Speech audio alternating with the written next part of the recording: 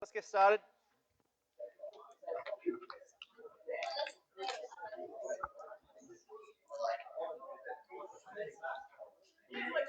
Brad, sit down. Thank you.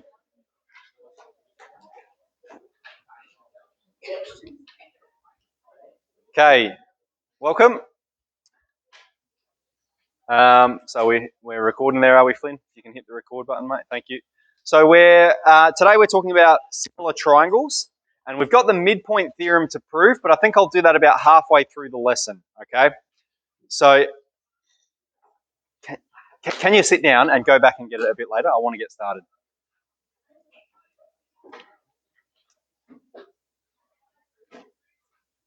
Okay.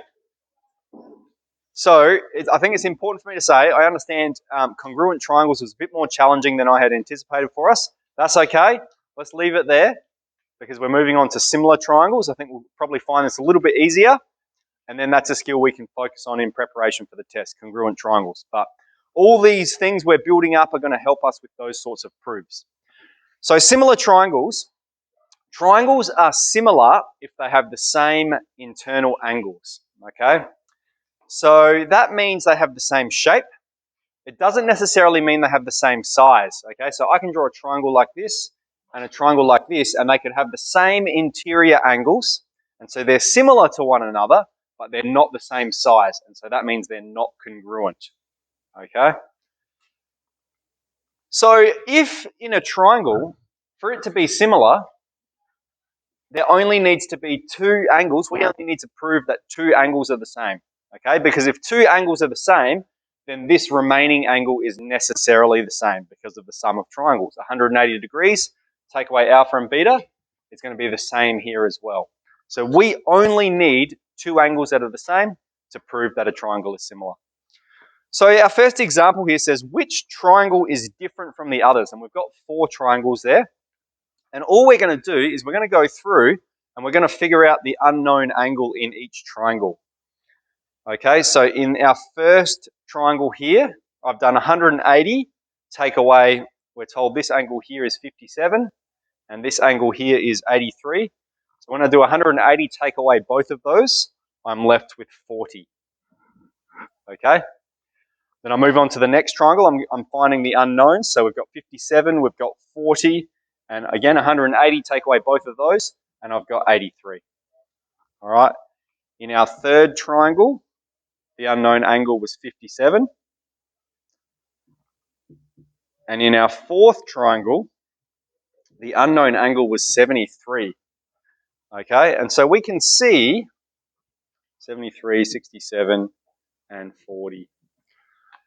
We can see all of these 3 are similar. Their orientation's not the same, right? They're sort of twisted about, but they have the same internal angles. So these 3 are similar. This one has different internal angles, therefore this triangle is different. This one. Okay. The following triangles are similar. What is the length of XZ? So we'll draw this up here. We've got 4, 6, 7, PQR, and XYZ, 3. Okay, what is the length of XZ? So that means this here is our unknown. That's what we're trying to find. Now there's 2 ways we can go about this with similar triangles.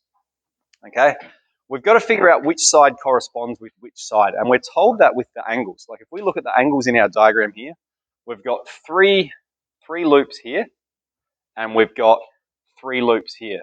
Okay, so that means they're the same angle. All right, Seb, I'm going to put an alpha there so we can see it really clearly. They're the same angle. Similarly, these are the same angle. That can be B, and this is the same angle. That can be gamma. Okay, so we've got those 3 angles that are the same. We know they're similar, but that means if this is alpha and this is gamma, and this is alpha and this is gamma, this side where the 7 is corresponds with this side. Okay, those 2 sides correspond. So that means their ratio is going to be the same as well. So if I go x divided by 7, it's going to equal this side divided by, so 3, divided by which side corresponds with 3? 4. Okay? And then we're just solving that for x. So I've got x divided by 7 equals 3 divided by 4. And so we'll get x is 21 on 4. Move the 7 on the other side. All right, 5.25. Okay, so that's one way we can do it, but you can actually do both. All right. The other thing we can do is we can go, oh, well, the ratio of this triangle to itself is the same as the ratio of this triangle to itself. Now, it's helpful to have put our variables at the top because then we don't have to do as much rearranging. But here we're going to have x on top of 3. All right, I'm going x divided by 3, the ratio of this triangle, is equal to the ratio of this triangle, 7 divided by 4. And you can see we get the same answer. Okay, so either of those is fine. All right, but just make sure you're using the corresponding lengths. Okay, x on 3 equal to, well, it corresponds with 7 on 4. So make sure they correspond. That's the trick. Okay, let's move on to number 3. Prove that the following triangles are similar and hence find BE. So we've got two parallel lines like that, and then we've got from there and from there. And we're told, let's fill it all in, A, B, C, D, E. They're parallel. And we've got 5, 2, and 1.5 and 3. I shouldn't put lines there because they're not the same size. 5, 2, 1.5, 3. Okay, part 1, prove that they're similar. Okay, and then we're going to use that to find one of the unknown lengths. So firstly, we've got to prove that they've got at least 2 internal angles that are the same. The simplest one is this one. Okay, those 2 angles are going to be equal because they're vertically opposite.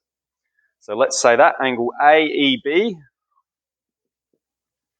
equals angle CED because they are vertically opposite. Okay, so it's a little bit similar to our congruent triangles here. We're making a proof as to why they're similar. And then we just need one other angle that's the same. Now these are parallel lines, okay? And so that means this angle and this angle are alternate angles in parallel lines. I call that alpha. And so is this one. This one and this one are alternate angles in parallel lines. So we can see all of the angles are equal, but we only need to list one of them.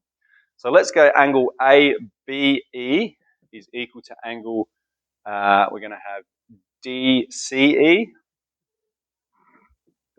because of corresponding angles in parallel lines.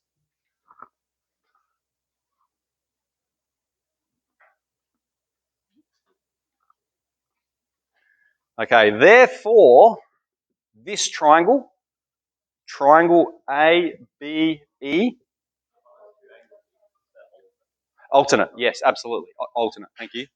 Thank you. Yep, they are not corresponding with one another, they're alternate, thank you. Therefore, triangle ABE, so this first triangle here, is similar, okay, look at that, all right, it's like the congruence, but without the equals, because they're not equal, they're just similar with their internal angles. Is equal triangle EDC. Absolutely. Okay, so we've established that they're similar. That means the sides are in a common ratio. So let's have a look here. What are we asked to find? Find BE and AB. So let's make them a variable. This can be X, this can be Y. All right, now X corresponds with 3, 5 corresponds with 2, and Y corresponds with 1.5. Okay? Now, it's not enough to say X corresponds with 2. The reason X corresponds with 3 is because that angle and this angle here are that length there. You go, what are the 2 angles that they share? Okay, that's the way to do it. What are the 2 angles that they share? So we can see we can see alpha, and we haven't defined this angle, so I'll just put, or let's put a gamma there. We've got alpha and gamma, and here we've got alpha and gamma. So that length corresponds with that one. Here we've got beta and gamma, So those two lengths correspond. So make sure you have the same corresponding sides. So then we're going to have x divided by 5 is equal to 3 divided by 2, because x corresponds with 3 and 5 corresponds with 2. We've got x is 15 on 2, or 7.5. And if we have a unit, which we're given, so we'll just write units. X is 15 on 2 units. It's a length. I should be doing the same over there too. And then we'll do the same for y. Okay, y on top of 1.5 is equal to, and then you can use any side you want to. Either of them's fine. Let's go with the one we're given. Again, 5 on top of 2. Okay, so y is going to be 5 times 1.5 on top of 2. That'll be 7.5 on 2, or 15 on, what is it, 5 times 3 on 2, 15 on 2 on 2, 15 on 4. Okay, units. Wonderful. Okay, so let's pause there and let's talk about the theorem we're going to apply now. I'm not going to prove it just yet. We'll do the proof a bit later because this is one of our more complex proofs. But we'll do it a bit later. So let's just have a look at our table here. And we have what's called the midpoint theorem.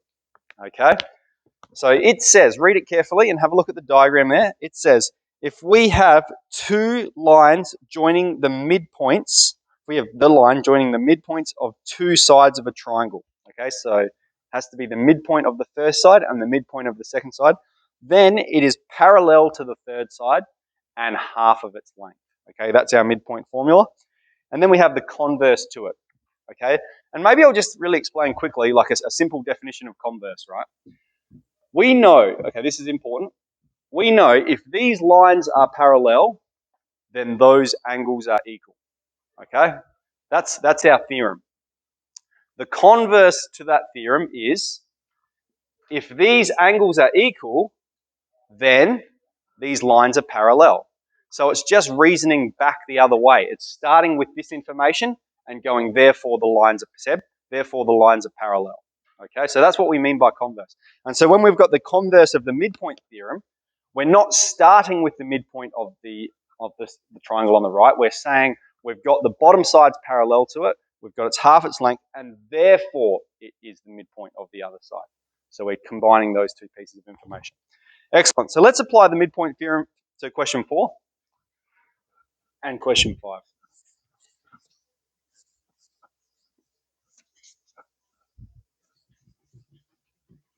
Okay, so 4 is a triangle like this. And we've got these two are equal, and these are equal, and we've got X, Y, Z, C, D, and this is 16. Okay, so we know straight away we can apply the midpoint theorem here because we have this is the midpoint of this side, this is the midpoint of this side. It means these two sides, I don't know why I put that there, these sides are parallel, and it means this side is half the length of this side. So therefore CD is going to be 8 units. Okay, so that's a simple application of it. Let's look at a more complex one involving a little bit of algebra. We've got x plus 9 and 2x take 3. Okay, again, we know we can apply the midpoint formula. And now I should put here a justification. Okay, midpoint.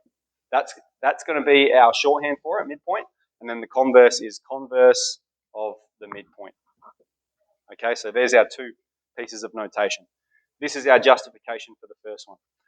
Let's have a look at the second one here. And we know the midpoint's going to apply because we have the bisection line of both sides. So we know these two are parallel. And we know this one is half the length of this one. Okay? So what that means is x plus 9 is equal to 2 times 2x take 3.